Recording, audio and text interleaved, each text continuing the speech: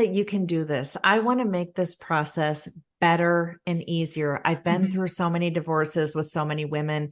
Yeah. I've seen how emotionally devastating it is. And I've seen it rob joy from people. Yeah. And I don't want you to feel that overwhelm or that you Mhm. can't come out of this feeling like you won.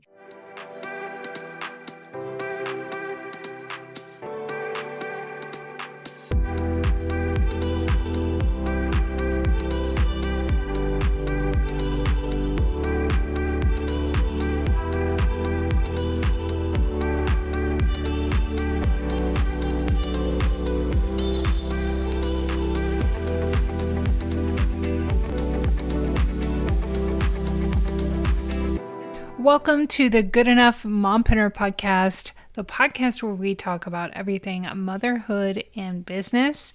And I'm your host, Angela Mashuli. Thank you so much for joining me today for this special episode that really is about a topic that impacts so many families.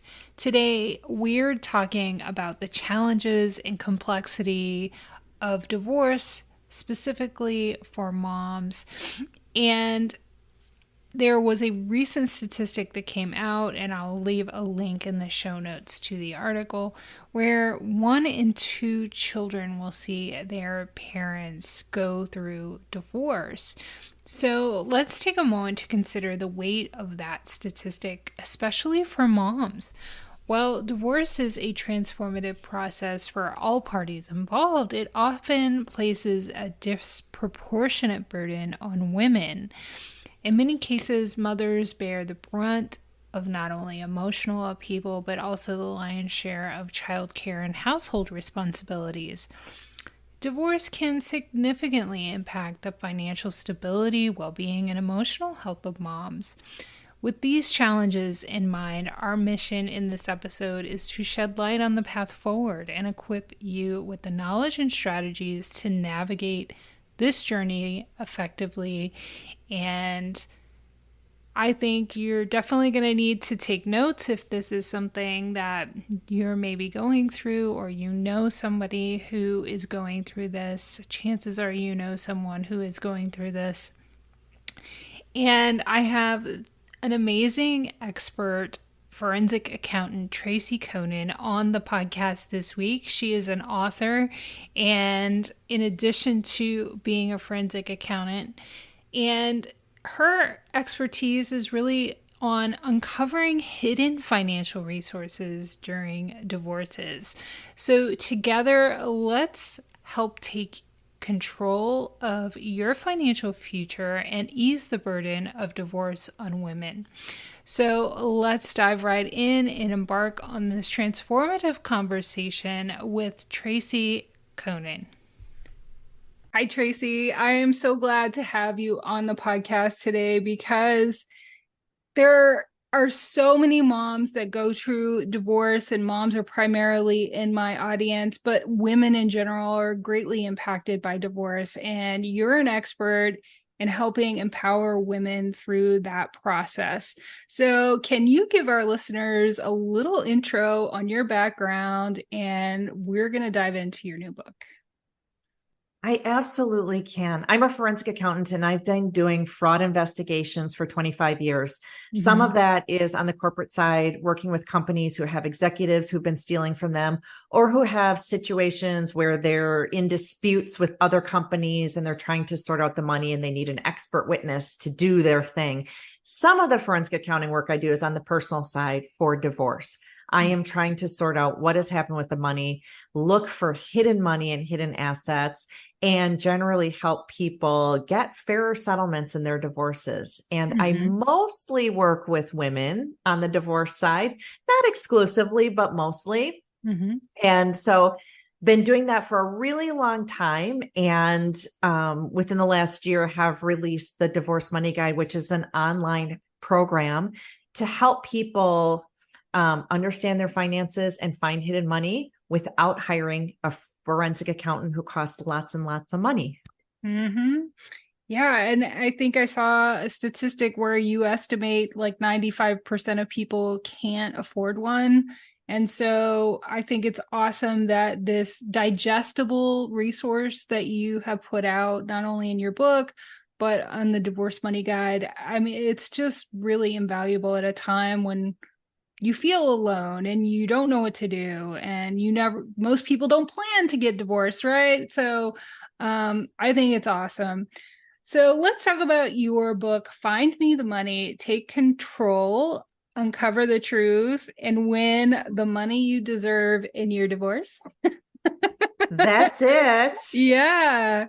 It I think first, and what was really interesting to me in the book is somebody might think that they need a private investigator in a divorce, but you really talk about how getting a forensic accountant can be a better approach. So can you talk about what the difference might be in hiring a private investigator versus a forensic accountant? I can. And you're right. When it comes to the money issues, the better approach is often a forensic accountant or doing it yourself with some of these skills that I can show you so you don't have to spend money on a forensic accountant, right? What I like to say to people is private investigators are really great if you are needing evidence, let's say, of an affair that your spouse is having. And in a lot of divorces, you actually don't need evidence of the affair. It doesn't matter to the divorce court if there was an affair or not. You can get divorced regardless. But in some cases, it is important to people to have evidence. And so a private investigator might be really great for that because they can use legal methods of getting information on people, potentially watching, doing some surveillance to get pictures or things like that. They're great for that. On the money stuff, a private investigator is great if you suspect that there might be some real estate out there that you didn't know about, or a business interest that you didn't know about, or you've got some unusual situation like there might be some investments overseas because my spouse has some connections overseas. I like to call it the wild goose chase. That's what private investigators are really great at when it comes to the money. The forensic accountant is better when it comes to, we have a whole bunch of financial documents and we need to understand what those documents are saying and what they show us about where the money has gone. So I'm very document and data driven. No, and I love how your book helps to demystify that. And as somebody, I don't talk about it a lot, but who has worked in the legal industry for more than 20 years, you can save your attorney time. You can empower yourself in so many ways by following the steps in this book.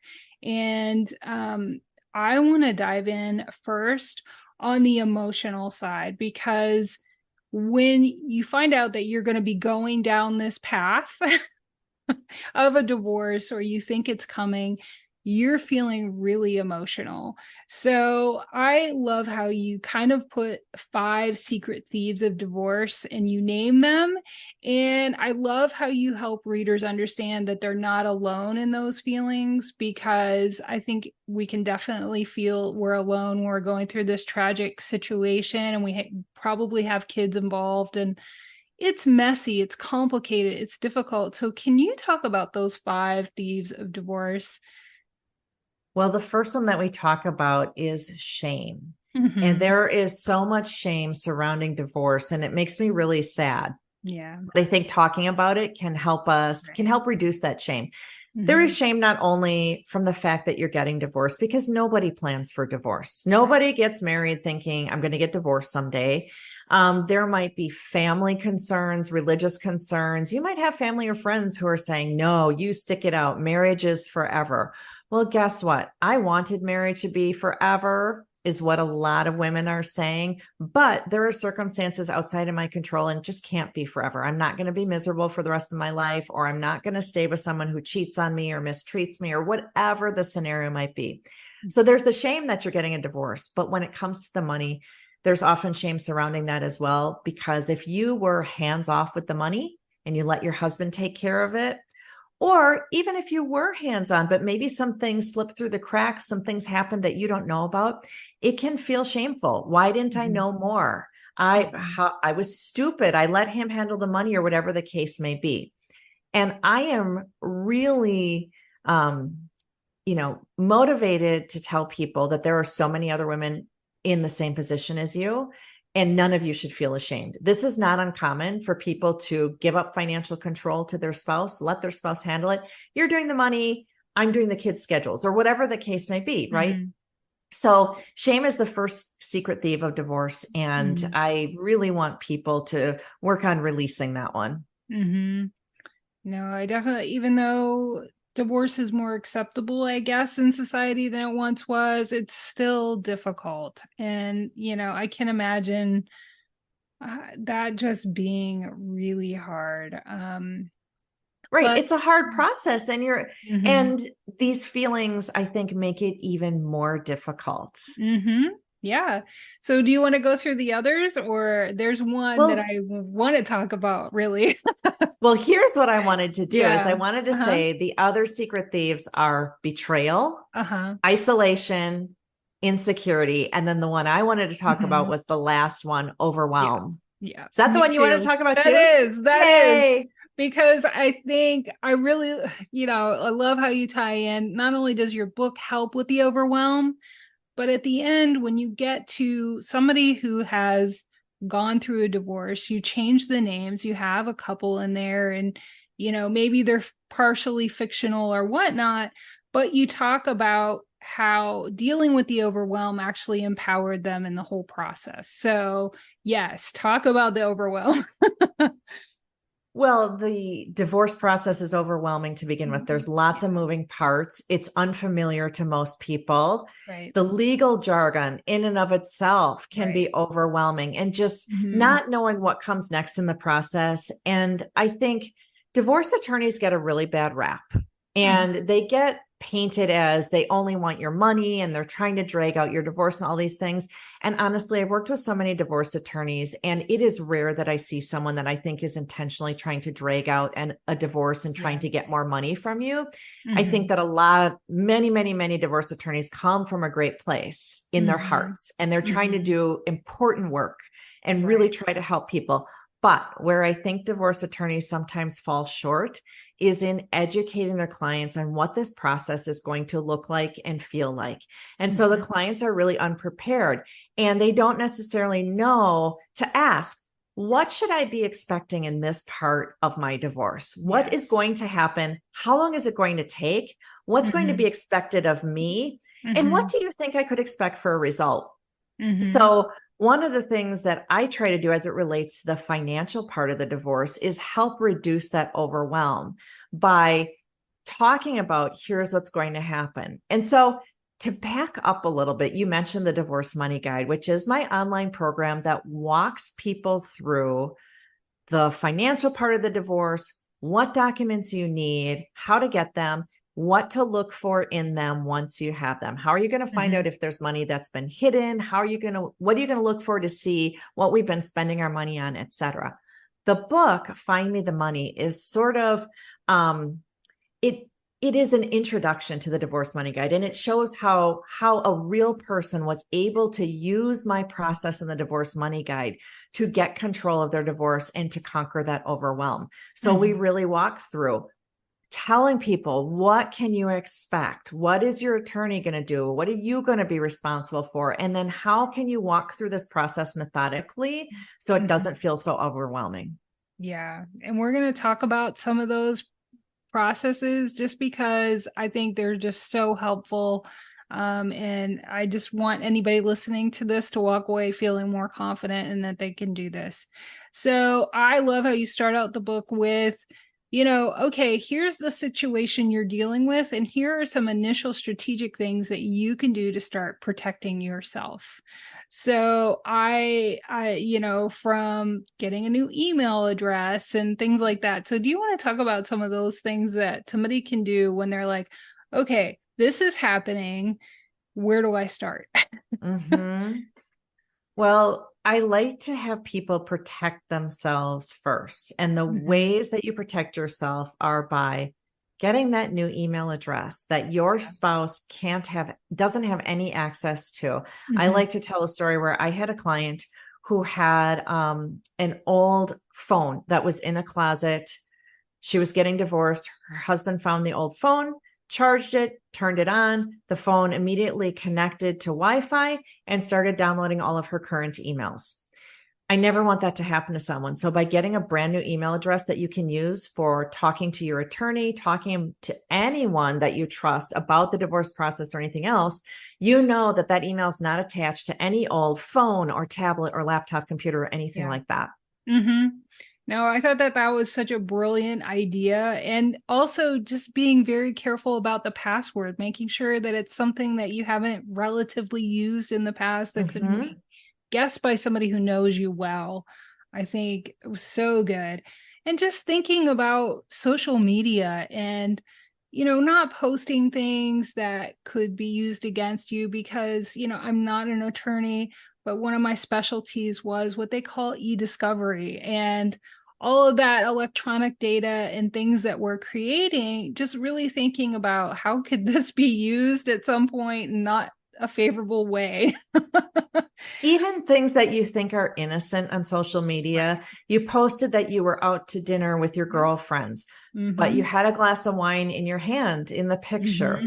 We all know, those of us who work in divorce, we know about vindictive exes who might make up a claim that you're an alcoholic. And now here's a picture of you with a glass of wine. And everyone under the sun knows you're not an alcoholic, but it's now become an issue in your divorce. Things like that are the reason why I advise my clients to limit that social media use while you're getting divorced. And it doesn't seem fair. Why should you have to not post pictures of your kids or not post pictures of your vacation and things like that?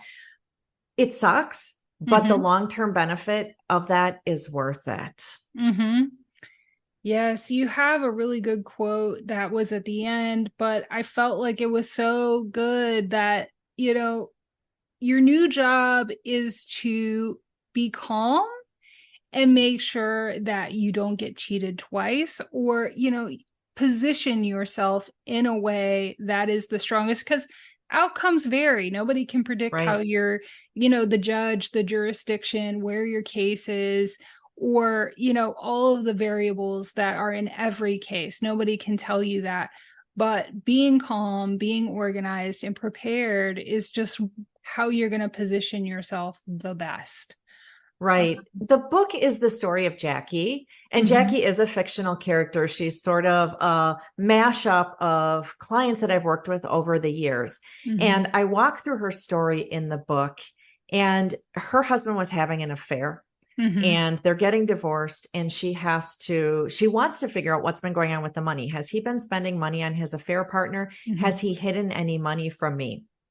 And we don't want you to get cheated twice. She was cheated on romantically. We don't want her to also get cheated on the financial side when it comes to the divorce. And what she ultimately found out was, yes, of course, he was spending money on the affair partner. And she wanted to know how much that was and try to get some of that money back in the divorce. She also wanted to know, are there any assets out there that I don't know about? And in fact, her husband had a secret bank account out there. There was money in it. She was entitled to half of that, etc. And so that's the don't get cheated twice part of it. And so Jackie was a stay-at-home mom. She had given up her career to raise the kids for the last 10 years. And her new job while this divorce was going on was to stay focused, stay calm, and make sure she got everything she was entitled to in that divorce. Yeah. And she, it's a great story on how it is possible to, position yourself well and have good outcomes in a bad situation like a divorce. So can you talk about, like, you even have a checklist, right? Yes. That people in this situation can do. It's in the back of the book, but yeah. Yeah, there are a few worksheets in the back of the book, and they come from the Divorce Money Guide. So the Divorce Money Guide has more. This is sort of like the intro to the Divorce Money Guide, but a planning checklist to help you, keep track of the important recommendations that I make about things like get a bank account in your name only. And, some of the things about important documents that you're going to need and things like that. I'm a huge fan of checklists because it helps us keep organized. It helps make the process easier. If it's right there in front of you, you can check them off one by one as you complete them. To me, it just helps battle that overwhelm that we talked about earlier. Well, yeah. I mean, and you're going to probably be emotional. And then, too, no attorney is created equally. There might be some that have a checklist or not. But, just knowing that you can take control and have your ducks in a row, I think it's just really empowering. So let's talk about the process because, like you mentioned, there's a lot of legal language and that can be overwhelming. And I think people like you and I who are used to that legal language take it for granted that, Certainly. even a word like subpoena and serve us, you're served or whatnot. It can be really overwhelming. And I love that part of legal and being able to help people not be stressed about it. And Sure. And it yeah, starts right with trying to choose an attorney. How do you right. even find a divorce attorney? Mm-hmm, A lot mm-hmm, of people end up just, finding out who one of their friends used, yeah. and they go to that attorney and just hire them straight away. Mm-hmm, And I'm a fan of finding 2 or 3 attorneys to go have consultations with, mm-hmm, have that discussion, see mm-hmm, what they have to say about their approach to divorce, right. what they think about your case, some Mm-hmm, impressions that they have, and for mm-hmm, you to get a feel for whether you think you can work with them or not. mm-hmm, And some people, might not know that you can go visit with different attorneys before you mm-hmm, choose one. mm-hmm, So I lay that out in the book and talk about mm-hmm, Jackie's experience of talking with attorneys and some of the questions she asked and things like that to mm-hmm, give that more tangible example of how mm-hmm. this works in the real world.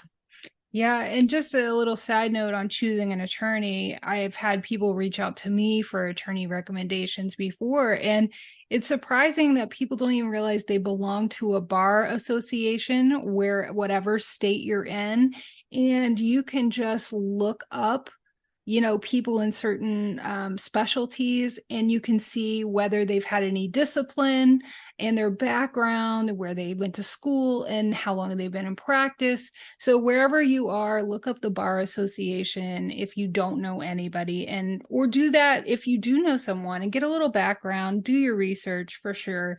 But definitely, have your questions. I love that part. But also, one of the big things that I thought was great is you talked about the important discovery part, which is my bread and butter. It's something that I've worked on so much. But just knowing, can you talk about the process that generally that, there is a way to get information? Because I think people like, how am I going to find this out? But there is a Right. process. Right. We call it discovery. That's the official word for it in Mm-hmm. litigation. And Mm-hmm. it is exactly what it sounds like. It is a time where we are discovering what the Mm-hmm. other side knows and what information they have, and they're Mm-hmm. discovering what we know. And Mm-hmm. during that process, we exchange a lot of documents. We can formally ask each other questions, either Mm-hmm. on paper or in person. And so it's just important to know that if you don't have access to an account, let's say that's in Mm-hmm. your husband's name, we can get Mm-hmm. this through the discovery process. There is something Mm-hmm. called a subpoena, and it's Mm-hmm. basically a legal document that says you must give us documents. Mm-hmm. And your attorney will send a subpoena Mm-hmm. to a bank saying, Mm-hmm. please give us all account information Mm-hmm. for any accounts in the name of Mr. Smith. Mm-hmm. And they will look through the records, see what accounts he has there, give Mm-hmm. us all the statements, etc. So there is a way to get all of these documents. So if you don't have access to certain accounts or certain papers, Mm-hmm. there's always a way to get them. Mm-hmm. Yes, there is. And I would always encourage somebody to ask for copies and keep kind of a track of like, okay, when should we get copies of these records back, and can I get a copy, and looking at them too, because you never know if you're going to see something that somebody else didn't. And you can have that for your own ability to look at. But two, I really love that you brought up in the process where there there was spousal support already being paid, and the main character didn't want to upset her soon to be ex-husband by requesting spousal support. So I thought it was great that you mentioned that even if you're already getting something like that, that let's say it could end at any time, in the process through filing what's called a motion to request it back often requires a hearing, and that takes additional time.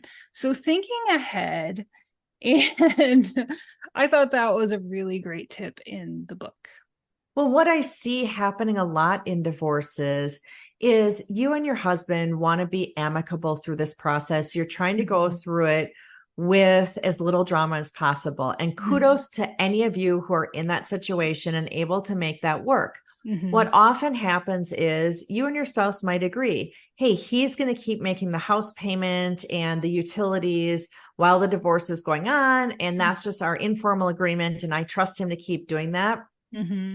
That's great that you have come to that agreement, but I'm a huge fan of making this formalized with the court where it is officially in a court order that he is supposed to do that. Because if he decides on his own to stop paying, there's no way to enforce that. It's like, well, how do I get him to pay? Well, now you're going to have to go to the court and motion and start the process of getting the court to order him to do the thing. Whereas if you already had that in place where the court had ordered him to do it and then he stops, it's a little bit quicker process to go to court and say, hey, he's not following your order and have action taken on that.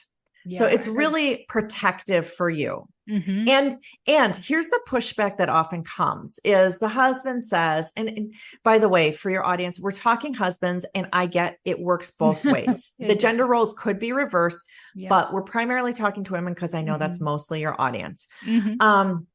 Your husband might say, well, but no, don't you trust me? I'm going to keep paying this. And my response is, I really appreciate that. And if you have every intention to continue paying it, then it shouldn't be a problem for you to just have the court order in place because you're already planning on doing it. This is just a piece of paper that obligates you to do so. It really doesn't change anything, does it? Yeah, no, that's a good response. And yeah, I've seen that same scenario play out before. Absolutely.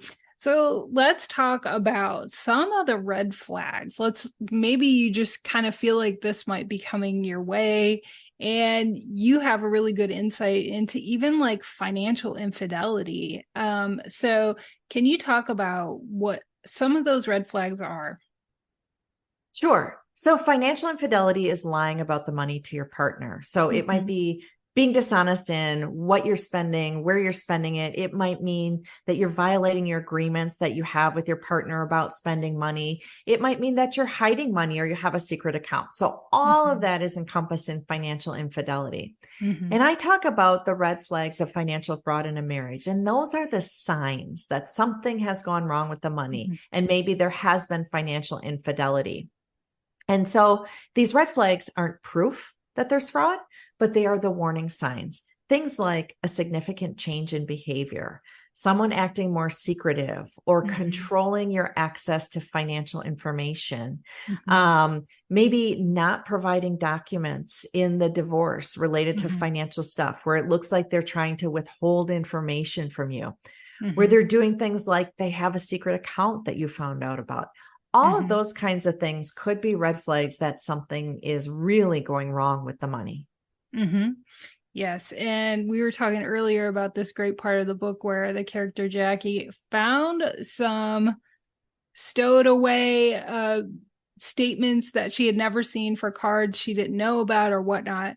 And it was really awesome how she took pictures with her phone and put them right back where they were. So can you just talk about the importance of that and how that can be used later in analyzing what you do get in the discovery process? One of the really important things to do in this process, especially early on, if you're thinking about divorce, you're early in the process of divorce, you might discover important information, maybe related to your husband having an affair, maybe related to the money, maybe something else. I always say that I don't want you to confront him immediately. I want you to gather information first. The Mhm. second you go to your husband and say, I think you might be hiding money from me, what do you risk? You risk that he's going to take Mhm. your name off of accounts, Mhm. destroy evidence, do Mhm. something else to cheat you Mhm. further with the money. You Mhm. find information. I always say, take that information, store it in your head, keep Mhm. copies of whatever you have somewhere safe, Mhm. gather more information. And I know it sounds sneaky, but Mhm. you are protecting yourself and you have a right to this financial information. So, in the Mhm. case of Jackie in the book, right, she found these credit card statements tucked in a dresser drawer. She Mhm. said, oh my gosh, what's this? I've never seen this account before. She took pictures of the statements and put them back. Why? Because her husband knew those statements were there. If Mhm. she took them and kept Mhm. them and he happened to go in that drawer, he's Mhm. going to realize my wife knows what's going on. And now he Mhm. might start scrambling to Right. close accounts or change things around. Mhm. She took pictures, so she's got all the information, Mhm. but didn't tip him off that she knows Yeah. what's going on. That's so smart. Because when you're emotional, that's probably not the thing you're thinking about, but that is 100% what I think you should do as well. And yeah, and I love too how you pointed out where someone might not have had a login or a password to an account, but if their name is on the account, they can call the bank or contact the card and request access. So That's that's a absolutely right. yeah, and I thought that that was a great point too. If you're feeling some red flags, or you need access to things that you haven't been given access to, or want some accountability there, which you talk about, just having maybe you don't need to manage the finances, but just having, hey, can you Right. share that with me? Can we go over it or whatnot? Um, that other person just at least kind of looking at things can add an extra layer of accountability. So Certainly. in this process, you're going to be getting together an inventory of evidence or documents. So let's talk about that juicy stuff that we like to see and tells a whole story in itself. Well, again, going back to managing that overwhelm, Hmm. I have my clients put together a document inventory where they are checking off which account statements they have for which months, which year's tax returns they have. And it's a really methodical way to go about ensuring that you have all of the statements, all of the Hmm. tax returns. It's Hmm. not complicated to fill out a document inventory. It's really just go through the statements, see which months you have, and check them off. And Hmm. then you'll be able to see pretty quickly, oh, look, I'm Hmm. missing May of last year for the bank account. Hmm. And sometimes your spouse might say, oh, you don't need that one. It's just one statement. You don't need that. Hmm. Oh, no, absolutely. We need them all. You don't Hmm. know what might be on that one missing statement. Hmm. So that's why we do that document inventory. Hmm. Yep. And I love how you pointed out too, if you didn't sign a tax return, or even if you did, go ahead and request them. You don't know what you didn't see. And it's really easy to get access to that with your information and to just be able to download those. So don't think that can seem overwhelming in itself. So I love that you pointed that out too. Um, so, what are some of the tips that you have for actually reviewing the documents when you have them in an inventory and just looking for things that stand out? Well, very simply, I have people go down their bank statements and credit card statements line by line.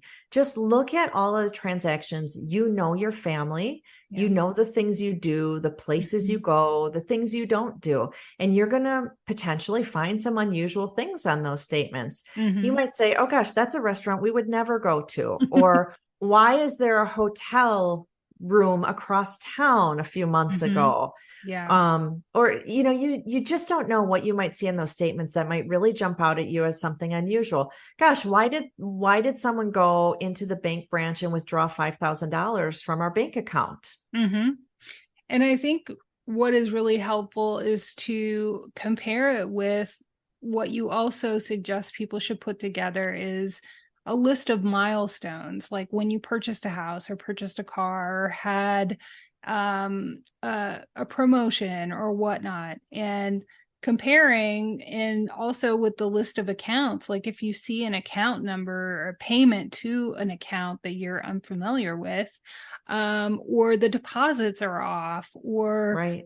any of those things, it can definitely be a clue to something more going on. I like your tips too for staying organized with what you do get, because that's so important. And like I said, it really factors in to giving it to your attorney or whoever you're working with. It helps them spend less time on your case, and that saves you money too. For sure. Well, and you might end up with a lot of documents that you've collected. So if you stay organized from the beginning, it's really helpful because it can get away from you so fast. You want to be able to find what you need, right? And when you are gathering all of these tax returns and account statements, I know that there are probably a good number of people out there who are saying, oh my gosh, I can't imagine going through all of these statements in detail. I don't know that I have the wherewithal to do that.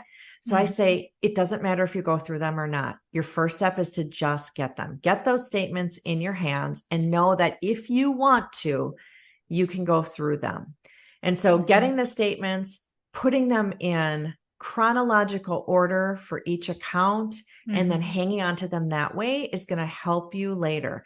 You're again, like you said, you can save money on attorney's fees because your attorney isn't sitting there billing you $300 an hour to organize your bank statements. You don't want to pay that. Right. You don't want to pay that. So organize them yourself, hand them to your attorney already organized. That'll be so, so helpful in the long run. And just like in the book, Jackie was able to show where there was a lot of what's called marital waste. So she was able to show how her husband spent all of this money on his mistress and all of this stuff, and being able to establish that, in the story, they were able to recoup that money to her in the division of assets. But that's something that's just going to position you well if you're able to establish that. So here's what I see in a lot of divorce cases is a client will go to their attorney and say, I think he might have been spending money on an affair. I think he might have been wasting money on gambling or drugs or online porn or whatever it may be. And your attorney is going to say to you, we need proof of that. And in a lot of cases, this marital waste issue ends up falling by the wayside because nobody gets the proof. They might bring the issue up and say, but he was spending money on the mistress. But if you don't have proof, you can't get that money back. We focus on, when you're going through these statements and seeing these line items that are problematic, making a list of them and having those account statements as the proof of what that money was spent on. When you come to your attorney with a list of 30 transactions of money that was wasted, and you have the account statements behind that list saying, here's the proof that that money was spent, that is something your attorney can work with. And, how do you get that money back? That money's been spent. How do you get it back? Well, all of that was spent was half yours, because you're married. And one of the ways that you can get it back is, let's say there's equity in the house and you guys in the process of divorce are trying to split up that equity. You might be able to get extra equity in the house to make up for what was wasted. No, I love that, you have to keep focused on what your ultimate goal is and not the situation you're in the moment, and how you can position yourself again to just take care of yourself and your family if that's what you have. So it's so important to keep your eye on the goal. So I love how it plays out. And we go through all the gritty details of going through a divorce, which is rarely a short process or an unemotional process, but there is the other side. So I want to tie it up with a nice little loose bow on how, dealing with the overwhelm through, the resources that you have can help you, emerge from the situation stronger and better in managing your life and getting through it. Well, yes, by the end of the book, Jackie, the main character, has conquered the 5 secret thieves of divorce. Mm-hmm. She comes out of the process with pride and Mm-hmm. feeling restored and supported and Mm-hmm. accomplished. And she Mm-hmm. feels very empowered. Right. And of course, it might sound like a fairy tale to some. And if you're in the thick of a divorce, I know how difficult that is. And you Mhm. probably think, oh, well, that's nice for your fictional story that she came out that way. But to the extent that you make gains in any of those areas, that is a win to me. Mm-hmm. So Jackie comes out of this, of course, conquering those 5 secret thieves. I like to tell people wherever you are in the divorce process, focus on getting information. I Mm-hmm. know that we've talked a lot today about details and going through statements, and all of that sounds overwhelming, Mm-hmm. but knowledge is power. And so if Mm-hmm. you can get information, if you can get documents and you can put them in a safe place, that is your best, biggest first step. Someone Mm-hmm. will always be available to help you go through them. If you Mm-hmm. ultimately maybe have a friend who helps you go through the statements, or you Mm-hmm. end up hiring someone, some sort of accountant or something who help you go through them, that's Mm-hmm. okay too. But the first Mm-hmm. step is getting the information. And so I want to empower you to do that. I think that's a really great message because it can be totally overwhelming and you just don't know how the outcome can be. But there are really important ways that you can empower yourself in the process for sure. I just think it's just it's a great book to be able to empower women and moms, and that's what this podcast is all about. So I hope that, somebody who's going through this process or think that they are walking away with a sense of like, I can do this because you can. Um, so if there's any one takeaway that you want somebody to go away listening to this episode with, what would that be? It's just that you can do this. I want to make this process better and easier. I've been Mm-hmm. through so many divorces with so many women. Yeah. I've seen how emotionally devastating it is. And I've seen it rob joy from people, you Mm-hmm. know? Yeah. And I don't want you to feel that overwhelm or that you Mm-hmm. can't come out of this feeling like you won. And they always say nobody wins in divorce except maybe the attorneys. But I think that you can come out feeling like a winner. And winning to me is coming out feeling like you made informed decisions, feeling like you really knew what your financial situation was, and feeling like you got a fair settlement in the end. Mm-hmm. Yeah, if you felt like you were in the dark at the start of it, you can definitely emerge from it feeling like, I learned something and you have more control and you have a future, which is really important. Don't live in the Mhm. past. Don't, there is an opportunity that's you can create a whole new future for yourself. So, I love that. And where can people connect with you if any of this resonated and they're like, I need to get this money guide? And Yes, super easy. They can go to my website, which is fraudcoach.com, because I like Mhm. to say I'm your fraud coach throughout your divorce. And I have Mhm. a page just for your listeners. They can go Mhm. to fraudcoach.com/good enough. So fraudcoach.com/good enough. And what they're going to find there is Mhm. resources that we've talked about today. There's actually a red flag assessment there. So if you've Mhm. seen some of those warning signs related to Mhm. the finances and you're not sure what to make of it, you can Mhm. take a quick quiz, 3 to 4 minutes to get Mhm. that done. And I will tell you how likely it is that there's some shenanigans going on with your money.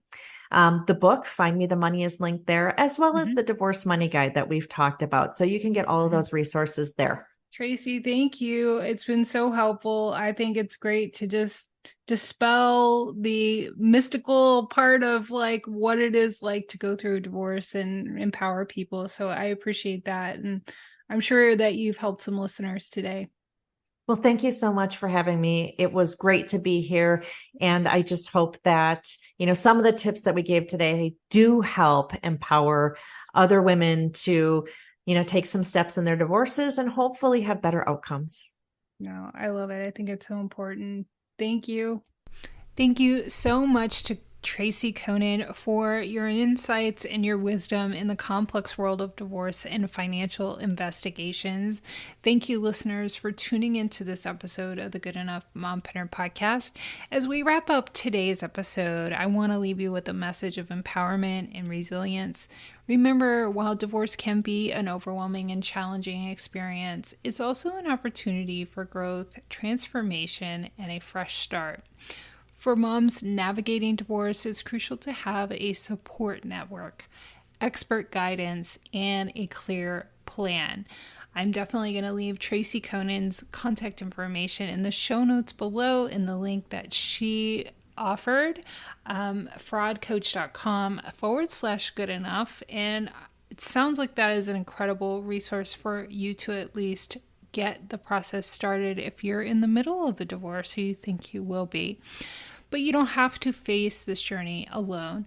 Seek the assistance you need, whether it's from professionals like Tracy, friends, or family. Above all, prioritize self-care and self-compassion throughout the process. So we want to hear from you. If you have any questions, comments, or suggested topics for the podcast you'd like us to explore, don't hesitate to reach out. If you are a mompreneur listening to this podcast and you would like more personalized assistance on your mompreneurial journey, you can reach out to me at mombusinesscoach.com. So until the next episode, keep in mind that you are strong, capable, and deserving of a bright future. No matter where you are in your journey, there is hope and a path forward. So together, we're going to continue to empower and uplift each other here on the podcast. So stay tuned for more engaging and insightful content on the Good Enough Mompreneur podcast. Remember, you're not just good enough, you are amazing. So take care, and I can't wait to talk to you next time. Bye.